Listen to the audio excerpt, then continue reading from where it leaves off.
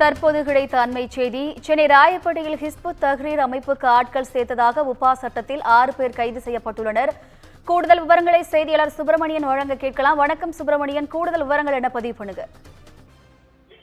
உலக நாடுகளால் தடை செய்யப்பட்ட ஹிஸ்புத் தஹ்ரீர் அமைப்பு தொடர்பாக ஏற்கனவே சென்னை மத்திய குற்றப்பிரிவு சைபர் கிரைம் போலீசார் வழக்கு பதிவு செய்திருந்தார்கள். அந்த வழக்கு என்பது என்ஐஏக்கு மாற்றப்பட்டிருந்தது.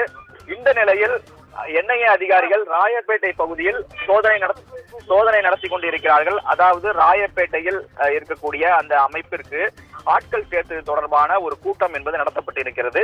அந்த இடத்திற்கு என்ஐஏ அதிகாரிகள் நேரடியாக வந்து ஆய்வு செய்திருக்கிறார்கள்.